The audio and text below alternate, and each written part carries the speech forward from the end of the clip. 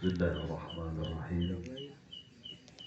Assalamualaikum warahmatullahi wabarakatuh. Waalaikumsalam warahmatullahi Wa wabarakatuh. maghfiratuhu wa ridwanuh. Alhamdulillah.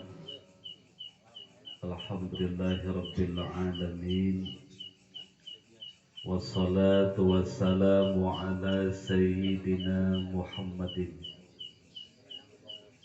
wa ala alihi wa ashabihi ajma'in. Amma ba'du. قال الله تعالى في القرآن العظيم وهو القرآن الكريم. أعوذ بالله من الشيطان الرجيم. بسم الله الرحمن الرحيم. وكيف تكفرون بالله وكنتم أمواتا فأحياكم ثم يميتكم ثم يحييكم ثم إليه ترجعون. وقال رسول الله صلى الله عليه وسلم اللهم صل وسلم وبارك. Ngantuk amat rumahnya Pak, capek rumahnya, udah tahlil 7 hari ya. Iya. Hah? Katanya cinta, katanya rindu, pengen nanti di akhirat dapat syafaat, disebut nama Nabi ngejek baik. Lemu disebut nanti sama Nabi. Karena ada cerita ahli ibadah tapi ketika di dunianya amaliyah jarang sholawat, meninggal dia ketemu Nabi kagak diwaro. Nanya itu orang, ya Rasulullah kenal gak sama saya? Kagak. Kenal gak sama Rasulullah? Kagak. Saya umat kok. Masa? Kenapa kau tak mengenalku? Karena kau tak pernah menyebut namaku dan tak pernah bersalawat kepadaku. Allahumma salli ala sayyidina Muhammad wa ala ali sayyidina. Wa qala Rasulullah sallallahu alaihi wasallam Allahumma salli wa sallim wa barik. Beneran ini mah perlu balik kali ya.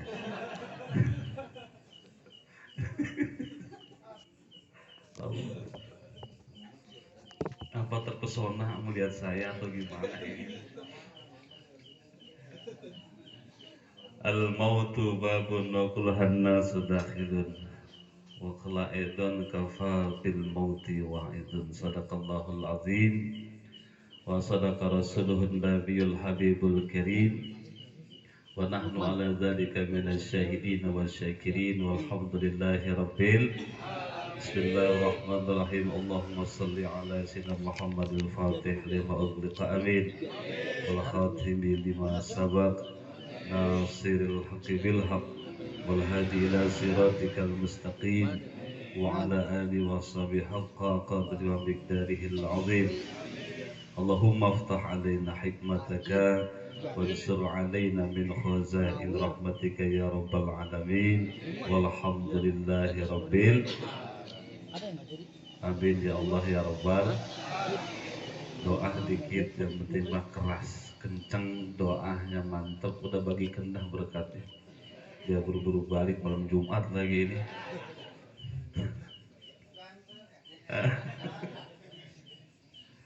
Lanjut ya.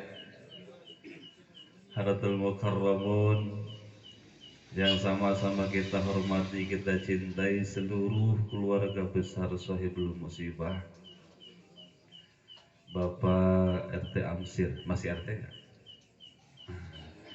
Kalau kita akan begitu, udah nggak ngejabat masih dipanggil RT, udah nggak ngejabat RW masih panggil RW. Makanya tadi banyak banget RW Kurdi, RW Romli, ada RW Dayah. RW banyak amat di sini.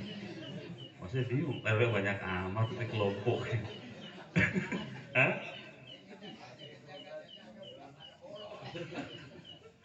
Iya. Bapak lurah ada? Nggak ada. Anu lurah mana? Lurah mana? Insya Allah. saya bermusibah semuanya yang kami cintai mudah-mudahan senantiasa ada dalam lindungan Allah Subhanahu wa taala. Amin. Semuanya sehat berkah amin ya rabbal Amin. Hadratul Mukarramun, para guru mulia yang sama-sama kita hormati, wabil khusus orang tua kita, guru kita Ustadz Nuh, Bapak Ustadz Ali, Akhidal Karim, Ustadz Abdul Aziz, dan juga para aparatur pemerintah, Bapak RT, Bapak RW semuanya, juga para sesepuh Kampung Tanah Baru, ya, Jalan Baru, Tanah Baru mana? Oh, sama. Iya, bu keder we saya ngabsen bocah ke keder we kampung mana lu begitu. Tanah Baru Pak, oh, itu masjid bukan Pak.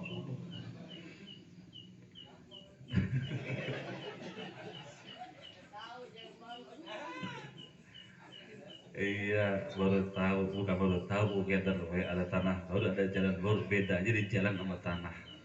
Yang gas barunya luar biasa, beda itu barang.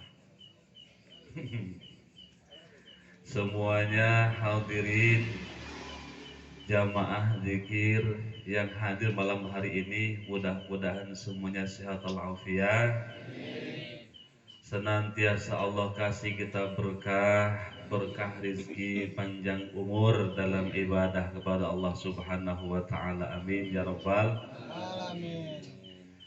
puji syukur sama-sama kita panjatkan kehadirat Allah Subhanahu wa taala. Alhamdulillah malam hari berkah wasilah kumpul kita dengan doa-doa kita bersama. Tidak lain adalah maksud tujuan kita mohon sama Allah Subhanahu wa taala kelaksanaan ini, kegiatan ini mudah-mudahan menjadi wasilah almarhumah Ibu Masnah bin Bapak Totong yang sudah ketujuh malamnya di alam barzahnya, mudah-mudahan mendapatkan rahmat maghfirah Allah Subhanahu wa taala. Doa kita semua dikabuli ijabah Allah Subhanahu wa taala. Dari sahibul musibah segalanya, mulai dari sedekahnya, tenaga, pikiran semuanya, mudah-mudahan menjadi wasilah doa-doa yang dipinta. Tentunya almarhumah di alam barzahnya Allah jadikan kuburnya raudhah min riyadil jannah. Amin ya rabbal.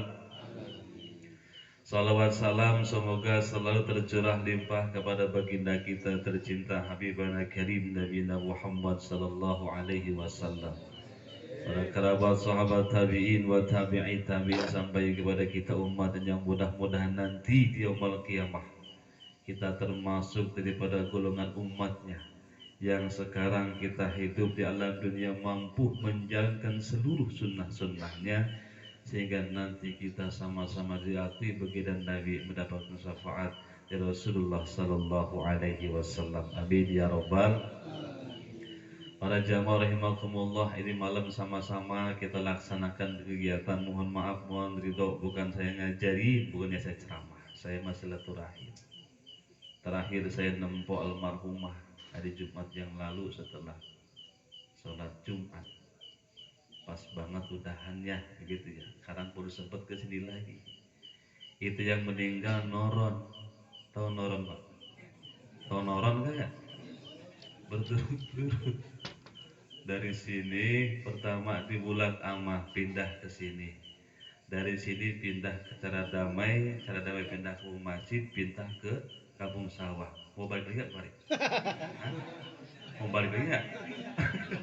Bulan Amah cukup dah, capek saya. Kali kalau mau di sini silakan, ridho saya mah. Saya udah mau.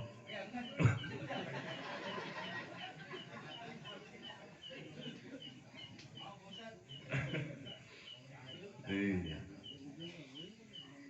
Ini masya Allah, emang yang tua-tua semua yang diambil, gitu ya. Ini usianya kabarnya lebih dari 100 tahun ya. Ya almarhumah ya. 100, pas 100 tahun. Masya Allah, bonusnya banyak banget. Mudah-mudahan penyakit yang tidak jadi kifarah dosa, segala kesalahannya Allah maafkan, dan ibadah iman Islamnya Allah terima. Amin ya rabbal. Kegiatan ini sebetulnya luar biasa, manfaatnya besar buat kita. Ada dua manfaat. Manfaat pertama adalah untuk almarhumah itu sendiri. Manfaat yang kedua untuk kita.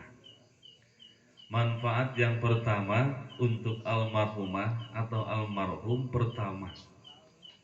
Ini almarhum ketika kita mendoakannya, maka almarhumah akan dapat limpahan. Bagi yang sudah meninggal dunia, mereka beranggapan bahwa ini bukan mati, tapi pindah. Tapi kita yang masih hidup beranggapan bahwa kita mati, masuk ke kubur namanya mati. Tapi mereka yang ada di alam kubur sekarang beranggapan bukan pindah, bukannya mati, tapi pindah. Kenapa? Karena ada satu tugas dan kewajiban, ada juga yang harus dipertanggungjawabkan karena ada kehidupan lagi nanti setelah di alam kubur. Percaya nggak alam kubur, Pak? Percaya nggak ada alam kubur?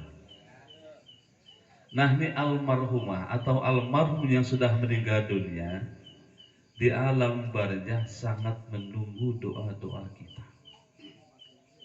Mereka berharap besar dari orang-orang yang mereka cintai, dari orang-orang yang pernah mereka sayangi selama dunianya, berharap doa dari kita. Almarhum di alam barzah udah nggak lagi doyan somai, nggak lagi doyan cilok, udah nggak lagi doyan begini. Taruh di kuburan begini, apa setumpuk 2 kali makan, paling korek-korek kucing. Iya. Apa yang mereka harapkan? Tentunya doa dari kita. Mereka berharap yang tadiru da'watan min abihi wa ummihi wa auladihi wa jami'il muslimin wal muslimat. Mereka menunggu doa-doa dari bapaknya, dari ibunya, dari anak-anaknya, dari seluruh sahabatnya kaum muslimin. Berharap ada doa yang sampai kepada mereka. Maka manfaat besar kegiatan ini adalah manfaatnya untuk almarhumah. Betul, Pak? Jadi kegiatan ini insya Allah manfaat buat almarhumah. Doa-doa yang dipanjatkan semuanya insya Allah mudah-mudahan pasti sampai. Amin ya robbal Alamin. Kenapa mereka beranggapan pindah? Karena ada ketika nanti masuk alam kubur ini ada satu peristiwa dan ada penghuninya. Bapak sekalian pernah dengar dari guru kita ketika melewati kuburan kudu ngapain? Kudu Salam. ngapain? Hah? Salam. Baca apa? Salam. Baca salam.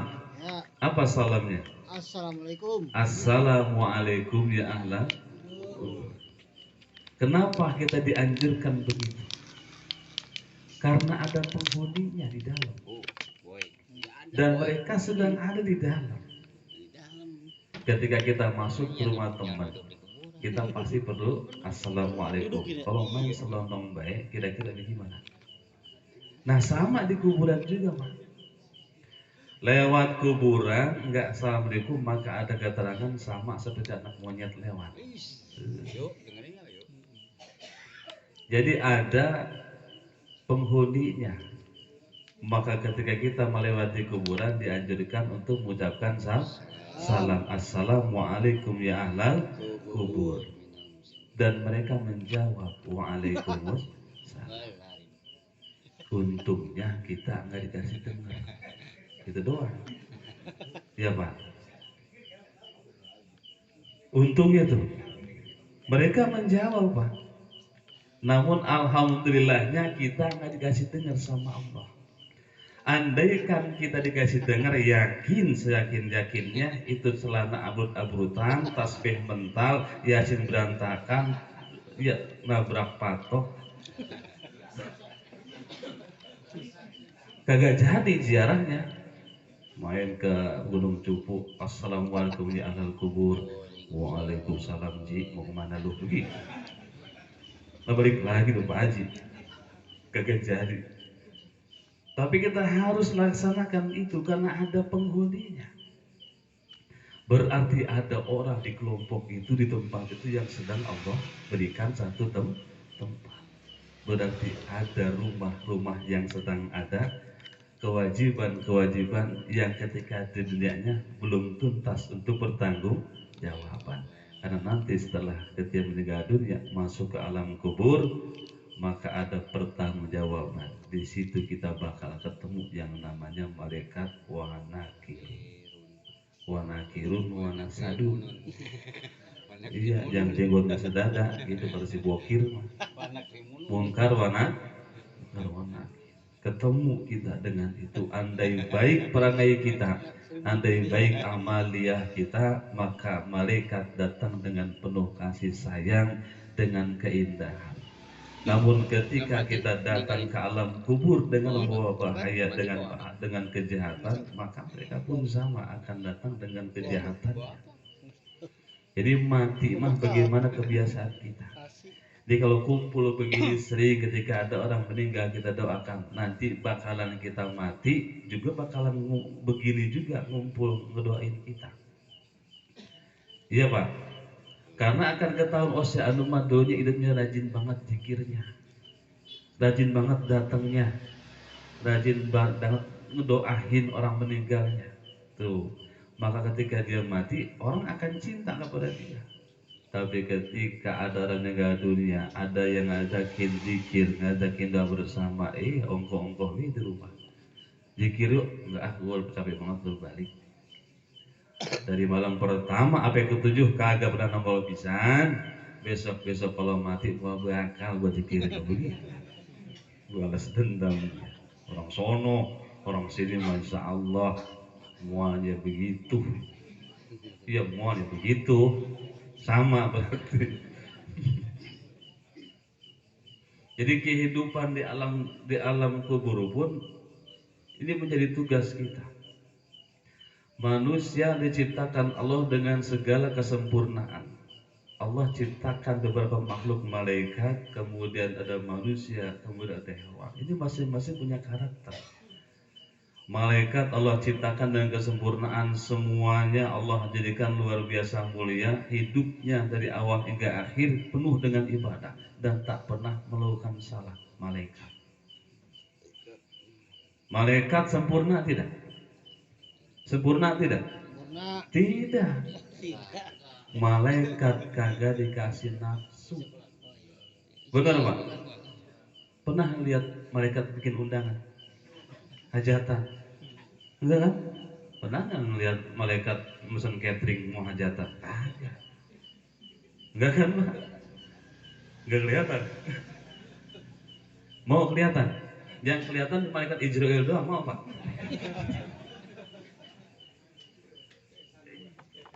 Enggak sempurna, tapi makhluknya luar biasa. Tak Allah kasih kesempurnaan satu dengan tidak Allah kasih nafsu. 5 perempuan cakep banget Pak. Cakep banget, bagaimana gak lewat mau bakal enggak. Bodoh amat, nggak kayak orang sini, nggak kayak orang sini ya. Rumahnya ngelihat orang pada cakepan, nggak rumahnya lagi ngiris nyabut singkong, nggak rumahnya itu yang dicabut bukan singkongnya, kakinya yang diangkat. Orang mana itu? Kepo banget gitu. Enggak dikasih nafsu. Kemudian dikasih yang namanya makhluk binatang, Allah kasih. Tidak sempurna dengan akalnya, cuma dikasih nafsu doang dia. Benar Pak? Binatang tidak dikasih akal tapi dikasih nafsu. Jadi dia mah kalau dia mah mau dia dah lagi begini dia lewat kawin jadi. Benar nggak Pak? Ayam nih lagi begini tuh Bang Fahmi lewat atau kawin di situ, pantas nggak ayam? Pantas nggak? Ngapa coba? Ayam kagak pikirannya. Coba kalau Bang Fahmi di situ tuh aguk-agukan, repot. Nggak punya akal dia. Dikasih rumput sekarung sama beras sekarung, pilih mana? Apal amat, pengalaman Roman. Itu kambing dikasih rumput sekarung, dikasih duit sekarung, pilih mana? Pilih rumput. Ngapa coba? Yang ada di otaknya cuma coba dia pilih duit sekarung, bisa ngasih rumput sekecamatan. Iya. karena nggak ada akalnya. Kalau kita dikasih duit sekarung sama rumput sekarung, pilih mana? Dua-duanya apa? Orang sini mah habis dibawa, rumput diambil, duit dibawa. Tuh orang tuh. Iya Pak. Iya. Rumput dia buat kambing, duit dia buat beli kambing. Tuh. Iya. Kalau binatang mah nyolong juga milih-milih. Singkong paling nggak digusurin singkongnya doang tuh tikus. Iya. Coba kalau orang habis Pak batang-batangnya dibubut. Begitu. Nah, ketika manusia dihadirkan antara dua, malaikat dan binatang, kemudian Allah ciptakan satu lagi makhluk yang namanya jin atau setan itu, yang hidupnya tak pernah benar. Ya Pak, selalu salah. Nah, manusia hidup di antara dua itu, malaikat dan setan. Dua-duanya kita punya. Kalau lagi ibadah naik bagus, itu layaknya ibadah kita seperti malaikat. Tapi ketika kita sedang down, nggak mau ibadah, bahkan ninggalin ibadah, bahkan justru kita lebih rendah dari binatang. Tergantung bagaimana tingkat ibadah kita. Mau yang mana kita bisa levelnya lebih daripada malaikat, bahkan kita bisa lebih rendah daripada binatang, tergantung amaliyah kita sekarang. Di alam barzah nanti akan ada sebuah pertanggungjawaban yang nanti untuk menuju akhirat semuanya harus tuntas dari amaliyah dunia kita. Di akhirat cuma dua punya pilihan, malaikat, surga dan neraka. Percaya nggak dengan itu Pak? Harus percaya, karena itu bagian dari iman. Kita belum disuruh sholat, nggak disuruh ngapa-ngapain, disuruh iman dulu. Dalam Al-Quran surah Al-Baqarah ayat 2, Allah berfirman, alladzina yu'minuna bil ghaib wa yuqimunas shalah wa mimma razaqnahum yunfiqun. Nggak disuruh sholat dulu Pak kita. Disuruhnya iman dulu kepada yang gaib. Alladzina yu'minuna, orang-orang yang beriman. Harus ngapain pertama? Yu'minuna bil ghaib. Percaya dengan alam gaib. Percaya alam kubur. Percaya adanya Allah. Percaya adanya akhirat. Percaya adanya surga dan neraka. Harus percaya itu dulu. Ketika sudah percaya dengan itu, percaya dengan Allah, maka yang kedua, wa yuqimunas shalah, baru disuruh kerjain sholat. Karena percuma ketika kita tonggang-tonggeng sholat, ngerjain sholat 5 waktu, hari orang terpercaya ke Allah, nggak percaya sama Allah, sia-sia sholat kita. Bukti daripada kita sholat itu tanda kita takut dan percaya kepada Allah. Berarti kalau ada orang yang kagak sholat, berarti enggak percaya Allah. Benar Pak? Ya, iya. Karena ada 3 kriteria orang ibadah. Pertama, ada ibadahnya karena pengen masuk surga. Ini yang namanya Islam dagang nih. Jadi hitung-hitung gue ibadah. Sekarang hari ini udah duduk majelis taklim zikir nih, udah ada ibadah gua malam ini tuh. Iya, dihitung sama dia. Duduk majelis taklim katanya lebih baik daripada ibadah 1000 rakaat. Dihitung sama dia, catat sama dia. Wow, karena ibadahnya pengen masuk surga. Yang ibadah begini ibadah orang dagang namanya. Dihitung-hitungnya ibadah. Sedekah ke sono, ke sono, ke sono. Dihitung sama dia. Iya. Tidak dikasih tahu tapi ngomong dia sedekahnya di sono, dia sampai sekecamatan kabarnya, oh kalau bukan gua yang bikin, nukubah kalau bukan gua yang naikkan, begitu. Itu orang namanya Islam dagang tuh. Itu sum'ah namanya. Sedekahnya di sono tapi sampai kemari, sum'ah namanya. Nah, kalau ria, ayo deker-deker dia tuh ngatas, tapi pengen dilihat. Itu ria namanya. Itu ibadah orang-orang yang Islamnya dagang, pengen ibadahnya masuk surga. Yang kedua, ada orang yang motivasi ibadahnya rajin karena takut masuk neraka. Nah, ibadah ini ibadah budak. Takut jadi ibadah teh rasa takut sama neraka terus. Jadi dia ngubur-ngubur ibadah teh karena ketakutan. Nah, ini ibadah budak namanya. Dan yang ketiga, motivasi ibadah seorang hamba adalah cuma satu, yaitu mengharap ridho Allah Subhanahu wa Ta'ala. Dia berharap terserah mau masuk neraka, mau surga ke, kalau Allah ridho terserah. Tuh, mau pilih yang mana kira-kira ibadah kita ini? Mau yang pertama karena masuk surga, karena takut nerakaan ibadah kita, atau karena ridho Allah kita? Tentunya yang ketiga, pengen ngarep ridho.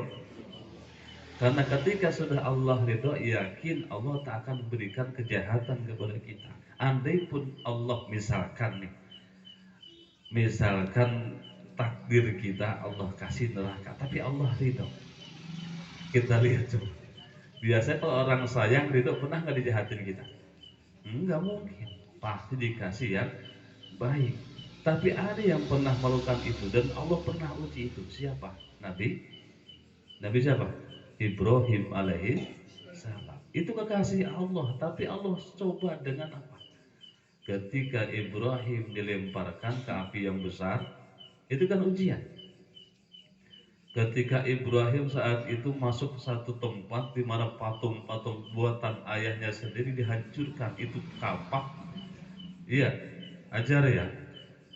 Disimpan ke patung yang paling besar. Akhirnya orang bingung, siapa yang menghancurkan Tuhan-Tuhan kita? Ada yang ngeliat, tadi keluar Ibrahim dari situ, dipanggil Nabi Ibrahim, disidang dia. Apa betul kau yang menghancurkan Tuhan-Tuhan kami? Mana mungkin saya bisa menghancurkan Tuhan? Buktinya mana? Begitu bahasa kita. Ada yang melihat kau masuk, oh itu pasti yang ngelakuin, itu tuh yang paling gede yang megang kapak. Tuh, kata siapa? Kata Ibrahim. Yang ngejawab lagi, nanya lagi Raja Namrud, nggak mungkin, itu kan patung, mana mungkin bisa ngancurin. Nah, di situ logikanya kena. Kalau tahu itu patung nggak bisa ngapain disembah, makin jengkel nabung itu. Iya, begitu sama Ibrahim dibalikan bahasanya, tuh debatnya Nabi Ibrahim luar biasa. Kalau tahu itu patung nggak bisa ngapa-ngapain, nggak bisa ngancurin, ngapain disembah, bego, begitu sih. Ngambek ke Namrud, akhirnya disiksa, dilemparkan ke api yang besar. Allah ridho dengan apa yang dilakukan Ibrahim. Maka kata Allah, ya narukuni kun bardan wassalaman ala Ibrahim. Dikira orang-orang saat itu Nabi Ibrahim sudah hangus terbakar, tapi ternyata nikmatnya seperti surga. Oh, luar biasa. Berarti ibadah kita satu, ridho dengan apa yang sedang kita lakukan, hanya mengharap ridho Allah Subhanahu wa Ta'ala. Nah, ini ibadah kita yang kita jalankan, datang ke sini majlis zikir, doa bersama. Niatnya satu, tujuannya adalah lillahi ta'ala. Bukan karena gak enak sama guru, gak enak sama saudara, gak enak sama teman. Udah niatnya bagus kan. Sayang udah duduk capek-capek, ngantuk-ngantuk, hari pahala nggak dapet, cuman karena salah niat. Ya Pak ya, sayang. Jadi baguskan niat kita. Saya udah duduk di sini lama-lama, ngantuk-ngantuk, mendengar orang ngomong di depan, mereka kepuguh teh ya. Gitu. Balik kita pahala kagak dapat, berkat kagak dapat, terus makin galau dah. Gitu. Head gue mau kebagian gitu. Berarti niatnya ngapain tuh? Hah? Kalau balik ngedumel gara-gara berkat, berarti datanya pengen dapat. Gitu. Tapi insya Allah ini banyak banget jejer gitu. Muanya nggak kebagian insya Allah. Jadi kalau pengen pinter, tanteng kulit tarik kopiah lagi Pak sini. Bang ini belum masuk lagi gitu. Kan pengen nanteng dua tuh begitu. Kalau sama Ustadz jangan iri. Ngapa dia ngegembol gede ya? Ngaji begini kan saya mah nggak bisa kayak bapak ngerokok, ngelepus enak makan Pak ya. Iya. Bapak ngerokok, ngopi enak banget, saya mana air doang itu di gelas aku lagi. Dia ada pisang, ada roti, ada kopi. Maka ntar kalau saya balik apa 3 gembolan jangan iri ya. Karena saya baru sedang yang sekarang ini saya nggak dapat begitu. Bercanda. Iya, motor sebelah sana ada no. Baik, kita kembali bahwa akhirat itu adalah kepercayaan kita, iman kita yang harus kita dapatkan. Karena bakalan kita kembali kepada Allah dengan seluruh amal kita. Orang yang sudah mati semua akan putus amalnya, hanya 3 yang dapat diambil dan dibawa. Ijama tabnu adama in qata'a malu illa min salah sih cuma 3 Pak yang bakal kita bawa nanti mati. Kalau ada pertanyaan apa yang bisa dibawa mati? Apa coba? Ikan tuh tukang mancing mah tahu. Yang bisa dibawa mati cuma ikan Pak. Coba ayam mati bawa ke rumah ayam mati, mau dimakan? Nah, kalau ikan mati dibawa balik masih bisa Pak, bercanda nggak dikit gitu ya. Yang bisa dibawa mati 3 kita ini. Pertama adalah shadaqatin jariyah. Ada satu keterangan Al-Quran, wa'mur ahlaka bis sholati wastabir 'alaiha la nas'aluka rizqa nahnu narzuquka wal 'aqibatu taqwa. Kita disuruh banyak oleh Allah, disuruh bagusin keluarga kita, anak-anak kita untuk ngapain? Ngebagusin ibadah kita, ngebagusin sholat kita. Nanti kata Allah, jangan aji minta rezeki, nahnu narzuquka. Kami yang bakal ngebagusin rezekimu. Jadi kalau misalkan kita sekarang buak-bibuk nyariin urusan kita, rezeki kita, kalau sholat kita nggak dibaguskan, kata Allah, ya begitu resikonya. Wajar rezekinya nggak bagus karena sholatnya nggak dibagusin. Baguskan sholatmu, kata Allah, nahnu narzuquka, kami yang bakal ngasih rezeki. Wal aqibatu taqwa, dengan apa yang telah kau lakukan di dunia atau akibat takwa kita itu, maka dari sebab takwa kita bakalan dapat nikmat Allah kasih berkah rezeki. Baguskan itu sholat kita. Kalau pengen bagus rezeki. Lanjut, ya ayyuhallazina amanu la tulhikum amwalukum wala auladukum an dzikrillah wa may yaf'al dzalika faulaika humul khasirun. Wa anfiqu mimma razaqnakum min qabli ayyatiya ahadakumul maut fayaqula rabbi laula akhartani ila ajalin qarib fa asaddaqa wa akum minas sholihin, kata Allah. Wa anfiqu mimma razaqnakum, dan nafkahkanlah di sebagian rezeki kalian, min qabli ayyati ahadakumul maut, sebelum datang kematian kepada kalian. Fayaqul rabbi laula akhartani ila ajalin qarib fa asaddaqu wa akum minas sholihin. Nanti ketika datang sakaratul maut, fayaqul rabbi laula akhartani ila ajalin qarib. Itu yang sakaratul maut minta sama Allah.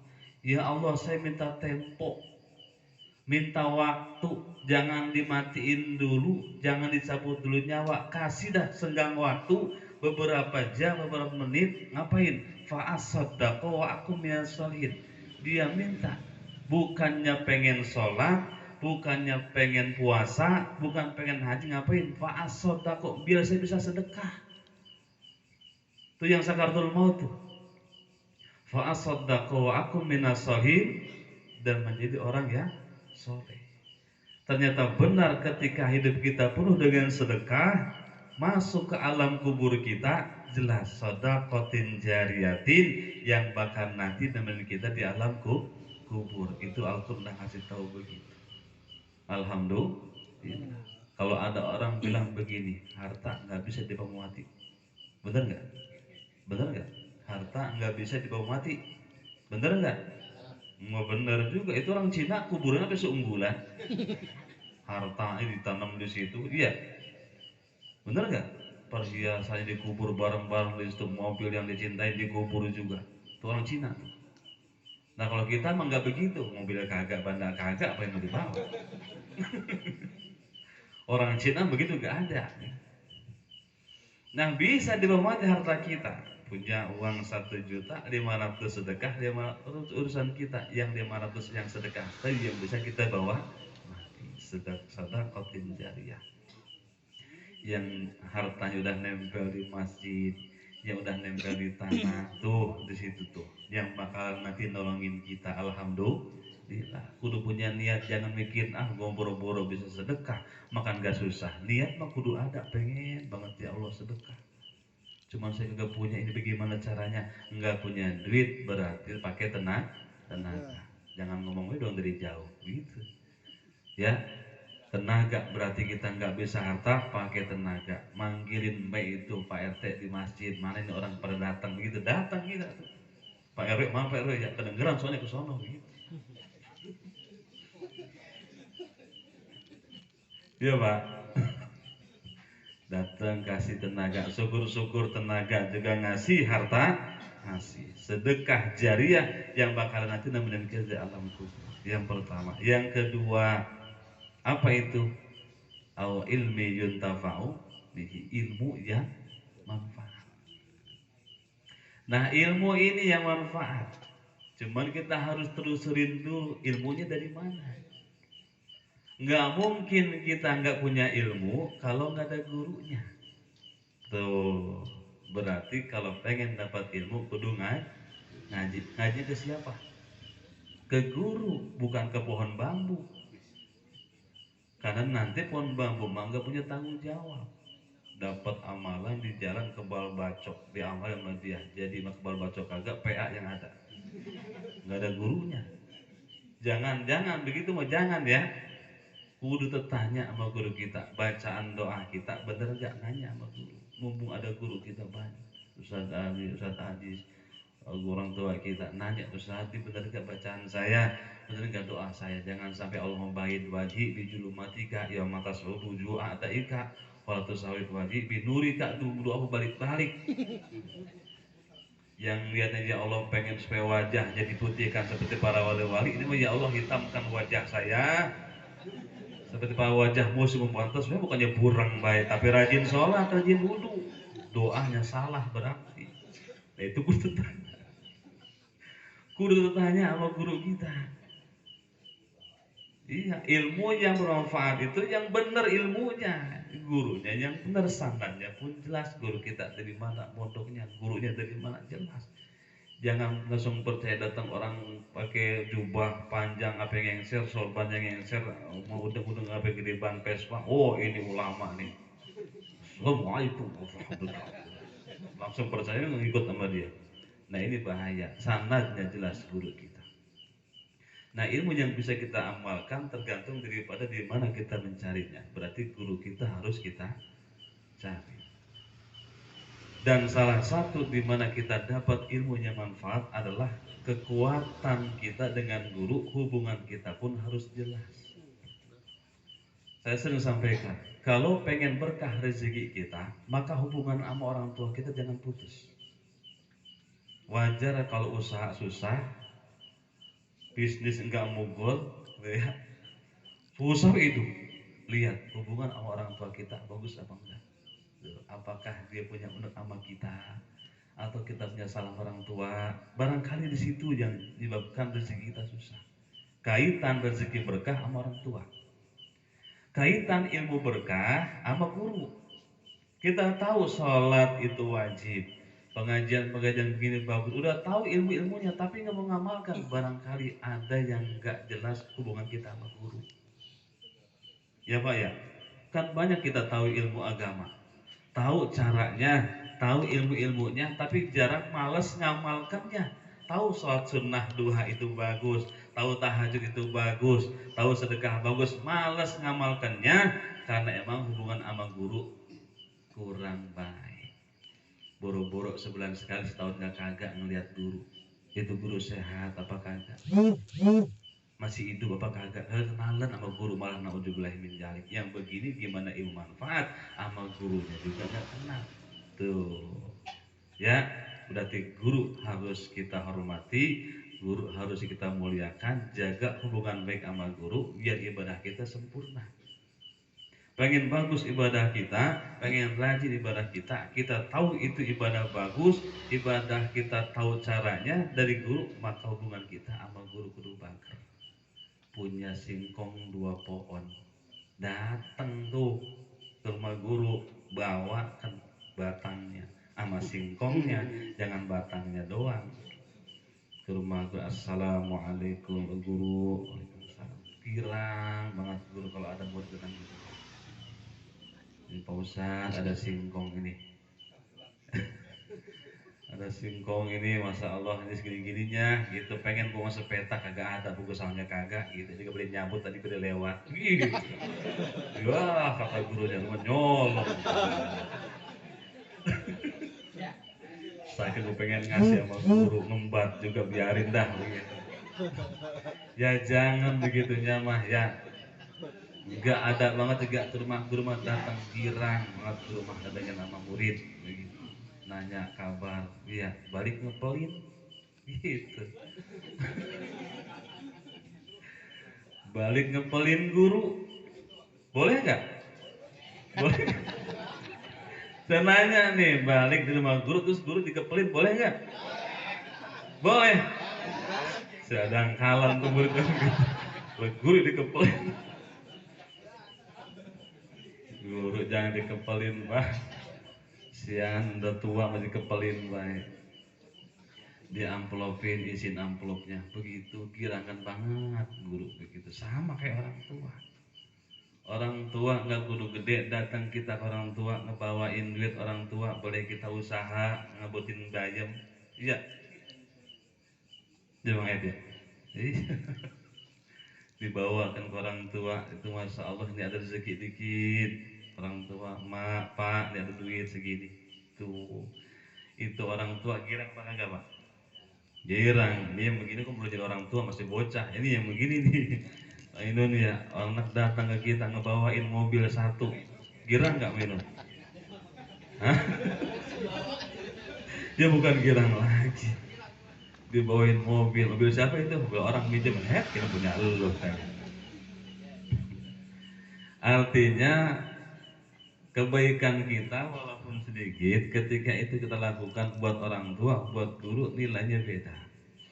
Nah ilmu yang manfaat berarti kaitannya sama guru gitu. Guru jaga hubungan dengan baik, maka kalau sudah baik hubungan kita sama guru, guru ridho, yakin yakinnya pasti amalan ibadah lain pun akan kita semangat ibadah. Itu kata guru saya begitu. Wajar kalau duhanya malas, tahajud apalagi ibadah yang nggak mau. Lihat hubungan sama gurunya, pernah datang nggak ke rumah gurunya, tahu nggak gurunya sekarang di mana, sehat apa kagak, itu ya pak ya.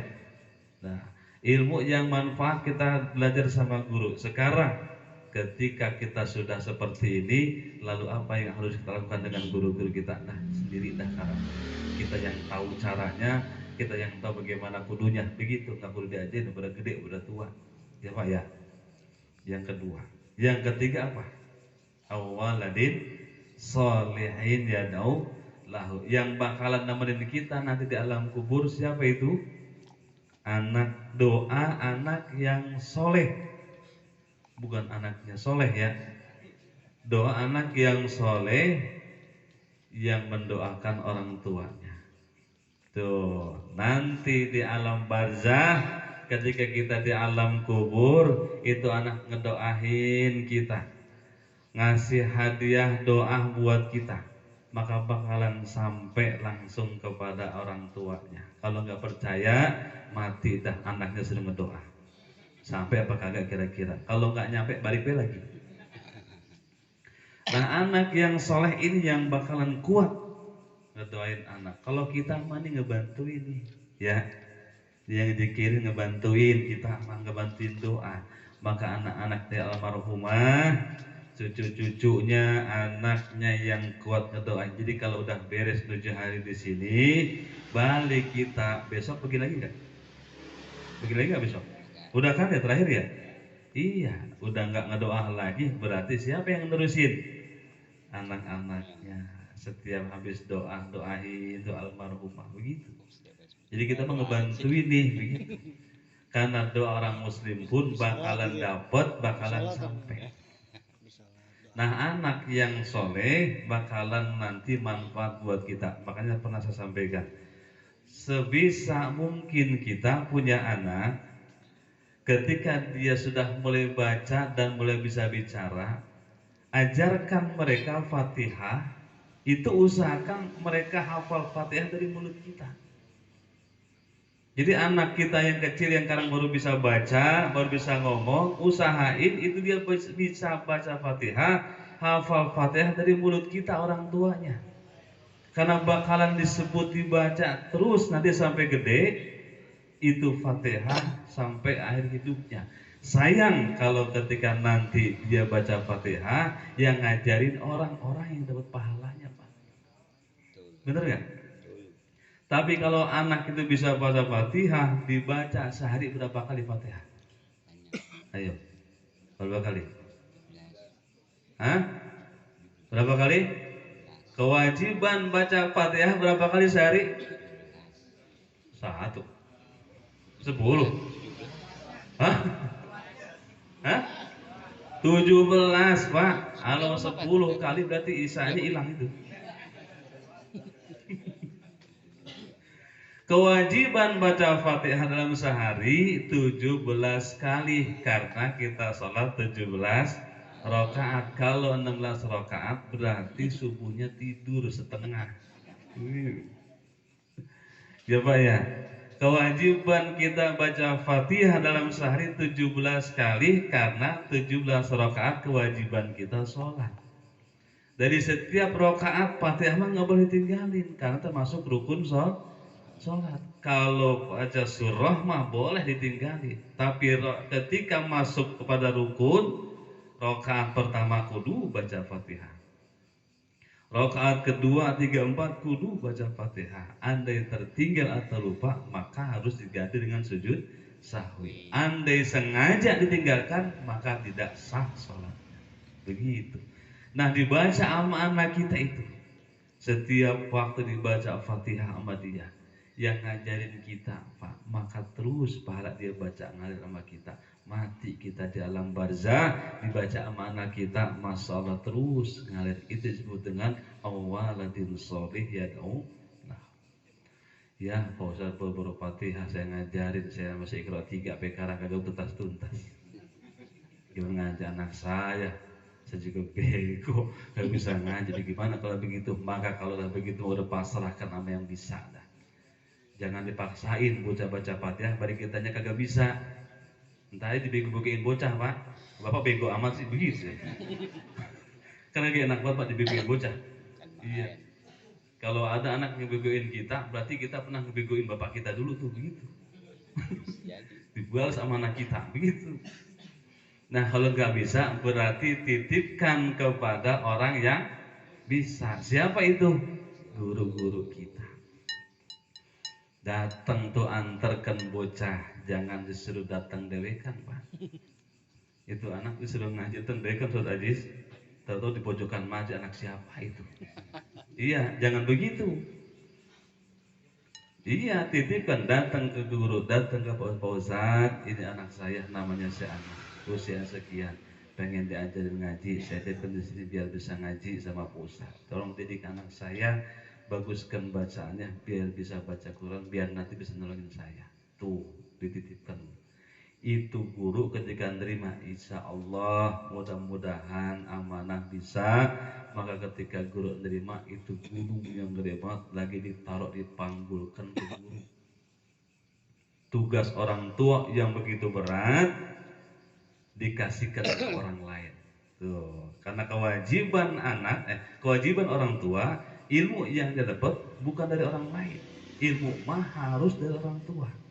Kewajibannya yang ngedidik, yang ngasih ilmu anak adalah orang tua. Ketika orang tua nggak bisa dikasihkan ke orang lain, berarti tanggung jawab bersatu kita itu dikasihkan ke orang lain.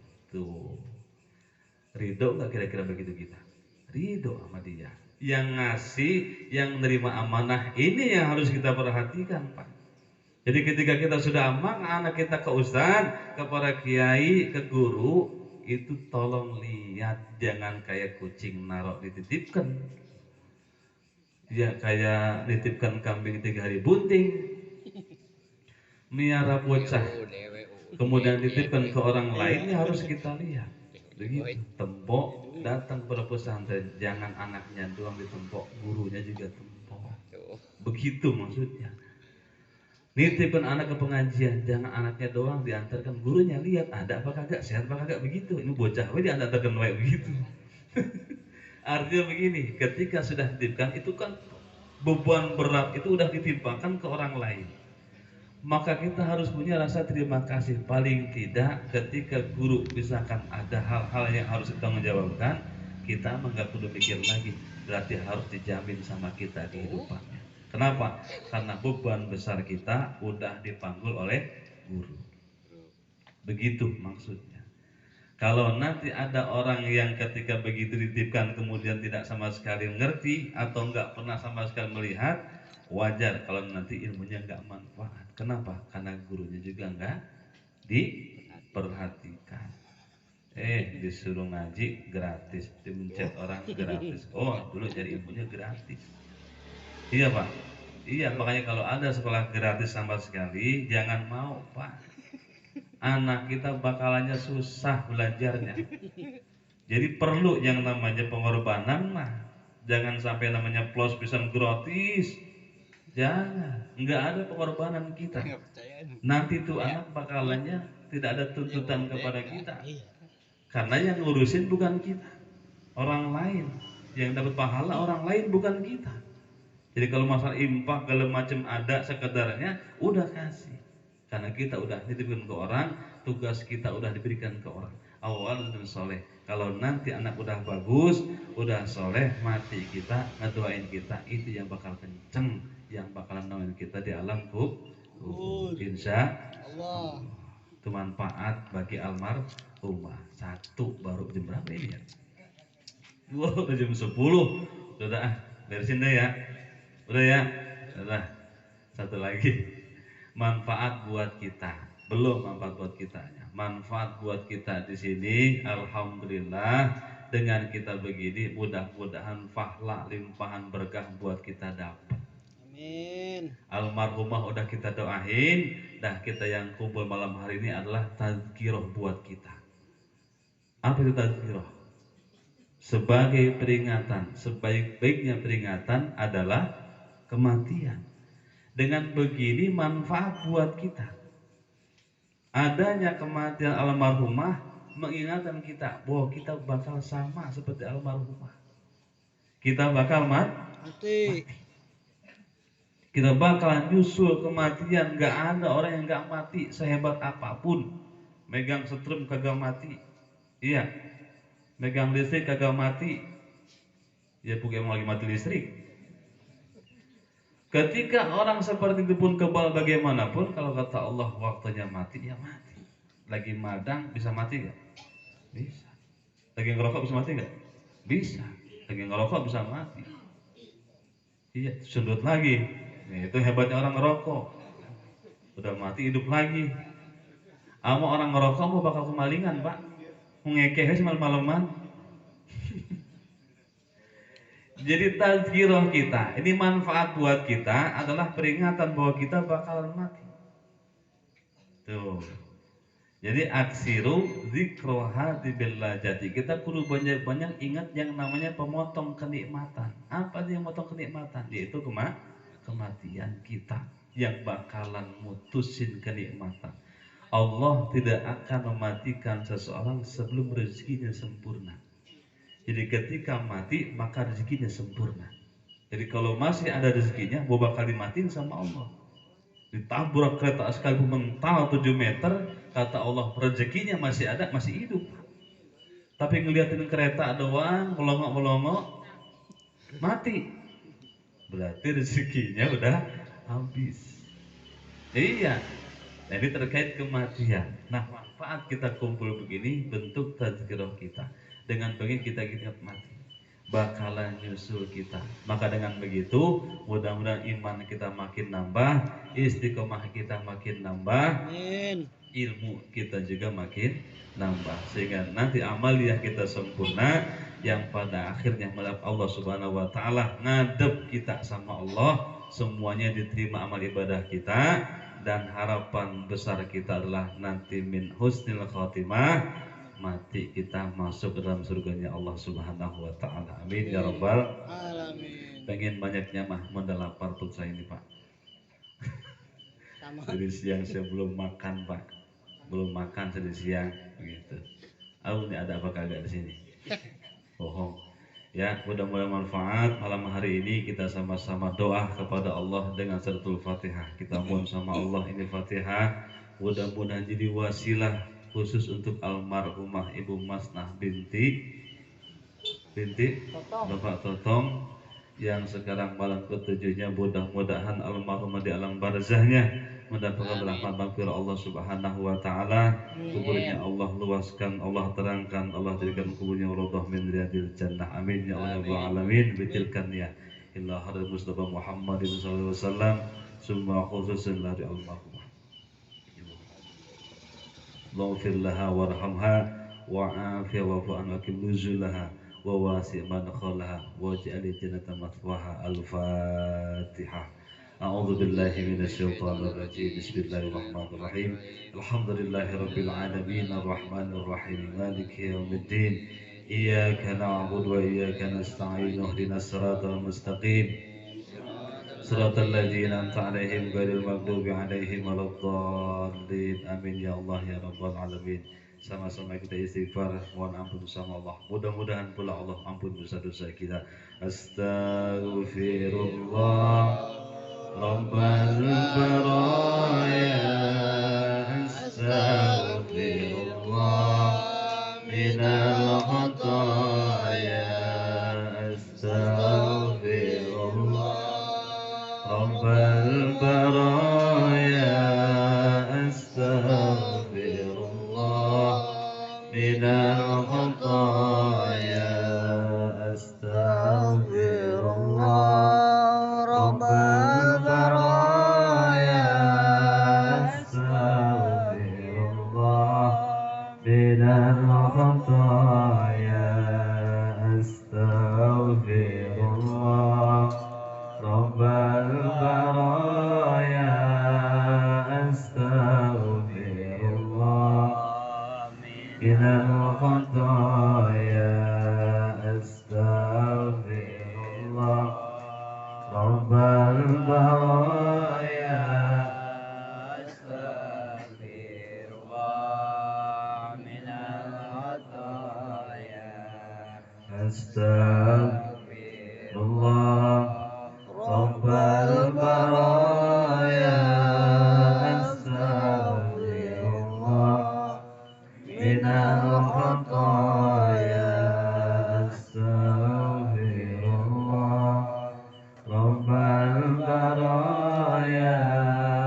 Astaghfirullah minal khataya. Astaghfirullah Rabbal baraya.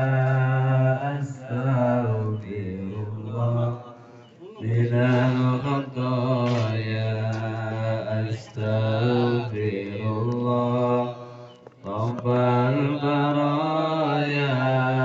Astaghfirullah minal khataya. Astaghfirullah Rabbal baraya. Astaghfirullah minal khataya. Astaghfirullah Rabbal baraya.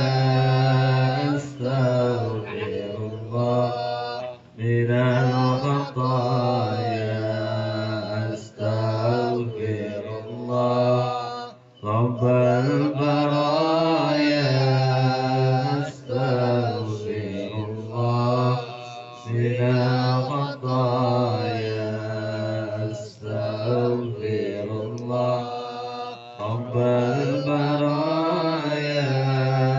Astaghfirullah minal khataya. Allahumma salli wa sallim wa barik alaihi wa ala alihi. Kurang lebihnya saya mohon maaf. Doa double nih amplop. Astagfirullahaladzim. Astagfirullahaladzim. Assalamualaikum warahmatullahi wabarakatuh. Waalaikumsalam warahmatullahi wabarakatuh. Itulah ceramah agama yang telah disampaikan.